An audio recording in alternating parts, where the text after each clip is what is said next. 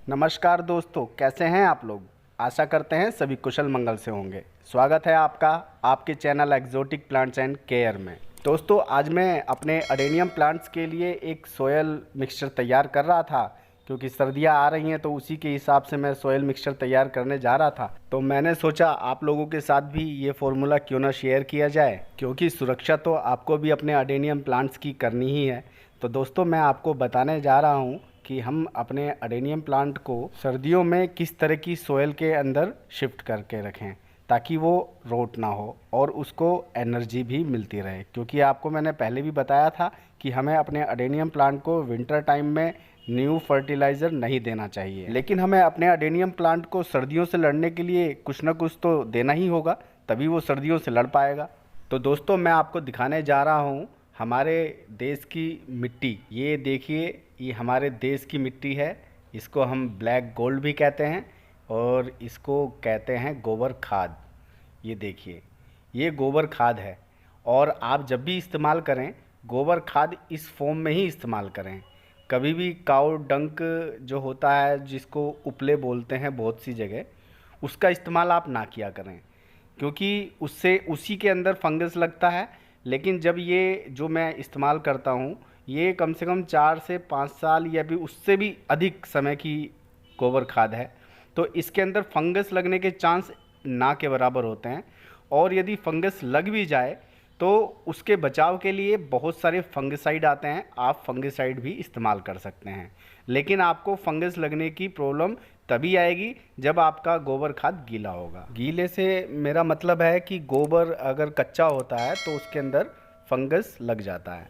मैंने अपना जो गोबर खाद लिया है वो एकदम मिट्टी की फॉर्म में आ चुका है। आपको भी इसी तरह का गोबर खाद इस्तेमाल करना है, वरना फंगस की प्रॉब्लम तो होगी ही। अब आप देख रहे हैं कि हम ये रेड सोयल का पीस है, हम इसको इस्तेमाल करेंगे सर्दियों की पोटिंग मिक्स के लिए। सर्दियों में यह सोयल हमारे अडेनियम की रूट्स को सेपरेट करने में मदद भी करेगी और ये बहुत जल्दी ड्राई भी हो जाती है। यदि मान लीजिए सर्दियों में यदि बारिश हो जाती है तो ये गीला हो जाएगा और फिर उसके बाद सूख भी बहुत जल्दी जाएगा। आप देख रहे हैं इसकी कंडीशन जो है इस तरह इस समय इस तरह से है कि अगर इसको हम हल्का सा प्रेस कर रहे हैं तो ये टुकड़ों में बट जा रहा है। जिस तरीके से ये बाहर काम कर रहा है इसी तरीके से ये पोट के अंदर भी काम करेगा। जब इस पर पानी पड़ेगा तो ये अपने अंदर पानी को स्टोर भी कर लेगा और जब ड्राई होगा और रूट्स को जब स्ट्रेच होना होगा तो ये उसके लिए जगह भी छोड़ देगा। आप देख रहे हैं ना कितने आसानी से ये टुकड़ों में बट जा रहा है। इन दो नई चीज़ों का हम इस्तेमाल करेंगे अपने सर्दियों के लिए और इसमें से एक हम चीज़ निकाल देंगे जो है हमारा कोकोपीट। हम कोकोपीट विंटर की पोटिंग मिक्स में इस्तेमाल नहीं करेंगे। थोड़ी बहुत नमी रूट्स में बनाए रखने के लिए हम कोको चिप्स का इस्तेमाल करेंगे। इसके अंदर उतना पानी स्टोर नहीं होता है जितना कि कोकोपीट के अंदर हो जाता है, क्योंकि ये टुकड़ों में रहता है और थोड़ा दूर दूर रहता है तो ज़्यादा पानी स्टोर नहीं कर पाता है।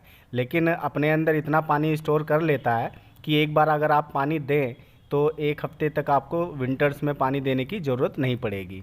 तो आपको इसका इस्तेमाल कम मात्रा में ही करना है। आपको जो मैं इस पॉट के अंदर जिस तरह से मैंने रेशियो लिया हुआ है उसी तरीके का आपको रेशियो लेना है। अब एकदम नाप तोल के तो लेना नहीं है, लेकिन आपके यहाँ का जो एटमॉस्फेयर रहता है, जिस तरह से बारिश होती है, ये विंटर में भी बारिश हो जाती है बहुत सी जगह पर, तो उसी हिसाब से आपको लेना है। यदि आपके वहाँ पर बारिश ज़्यादा होती है तो आपको कोको चिप्स और कम कर देना है। ये पूरी तरीके से ऑप्शनल है। तो आप देख रहे हैं कि मैं अपनी जो पुरानी पोटिंग मिक्स है उसके अंदर ये 2-3 चीज़ें एडिशनल ऐड कर रहा हूँ और ये सर्दियों के लिए स्पेशल पोटिंग मिक्स रहेगी। तो आप देख रहे हैं कि ये देखने में कितनी अच्छी लग रही है। अब इसके अंदर ऊपर आपकी अगर अडेनियम को रखा जाएगा तो उसकी जो रूट्स है कितने अच्छे से उसमें ग्रो होती रहेंगी और एक दूसरे को बाउंड भी नहीं करेंगी। तो इस तरह की पोटिंग मिक्स आपको अपने अडेनियम के लिए बनानी है। और जो रेशियो आप देख रहे हैं इसमें जो अहम भूमिका निभाएगी वो रहेगी गोबर खाद की, क्योंकि गोबर खाद के अंदर जो न्यूट्रेंट हैं, जो उसके अंदर आप एक तरह से आप मान लीजिए कि ये भंडार है माइक्रो न्यूट्रेंट का।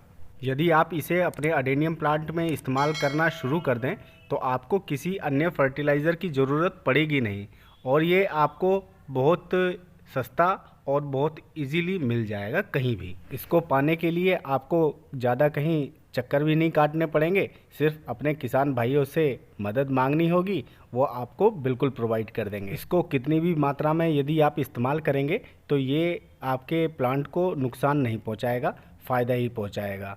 क्योंकि अदर फर्टिलाइज़र जो होते हैं, मैं पहले आपको बता देता हूं कि मैं किसी भी प्रकार का केमिकल फर्टिलाइज़र अपने अडेनियम प्लांट्स को नहीं देता हूं, सिर्फ गोबर खाद का ही इस्तेमाल करता हूं और कभी कभी मैं वर्मी कंपोस्ट का करता हूं।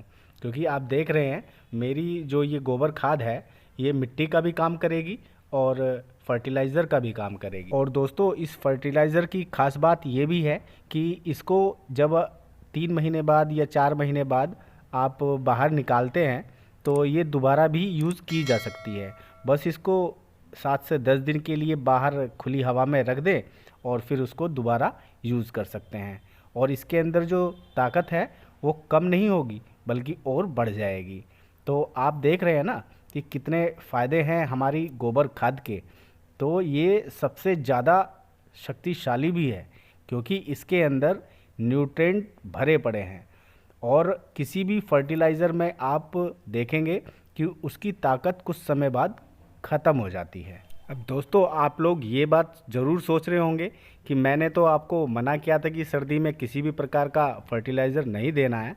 तो दोस्तों, मैं आपको बता देता हूँ कि गोबर खाद के अंदर जो ताकत है वो धीरे धीरे रिलीज़ होती है और अडेनियम को धीरे धीरे मिलती है। और अन्य फर्टिलाइज़र जो होते हैं, जो केमिकल फर्टिलाइज़र होते हैं, वो तुरंत रिएक्शन करते हैं और रिएक्शन अगर सर्दियों में करने लगें तो अडेनियम को नुकसान नहीं होगा तो और क्या होगा। तो इसीलिए हम इस मिट्टी को और इस खाद को इस्तेमाल करते हैं। अब आप देख रहे हैं कि मेरी सोयल कितनी वेल ड्रेनेज बनने वाली है क्योंकि इसके अंदर जो सिंडर मिली हुई है वो पानी को होल्ड नहीं होने देगी और इस सोयल को बाउंड नहीं होने देगी और मुझे सर्दियों में बार बार पानी देने की ज़रूरत भी नहीं पड़ेगी। मैंने इस तरीके की अपनी ये सोयल तैयार करी है। आप देख रहे हैं ना, देखने में आपको लग रही होगी कि कितनी सॉफ्ट सोयल है। तो इसी तरीके की सोयल आपको अपने अडेनियम प्लांट को देनी है ताकि आपका अडेनियम विंटर में भी हैप्पी सरवाइव करे और फरवरी मार्च में खूब ज़्यादा मात्रा में फ्लावरिंग भी करे। दोस्तों, अभी से ही अपने अडेनियम प्लांट को इस तरह की सोयल मिक्स में शिफ्ट करना शुरू कर दें ताकि वह सर्दियां आने तक, जब पूरी सर्दियां आ जाए तब तक वो अपने आप को एडजस्ट कर ले। तो दोस्तों, आज के लिए बस इतना ही। हमारी पोटिंग मिक्स आपको कैसी लगी हमें कमेंट करके ज़रूर बताएं और ये ज़रूर बताएं कि कब आप अपने अडेनियम प्लांट को इस तरह की पोटिंग मिक्स दे रहे हैं। यदि आप हमारे चैनल पर नए हैं तो हमारे चैनल को सब्सक्राइब कर लीजिए, बेल आइकन प्रेस कर लीजिए। और दोस्तों, यदि आप लोगों को हमारी वीडियो पसंद आई है तो हमारी वीडियो को लाइक करना ना भूलें। आपका बहुत बहुत धन्यवाद।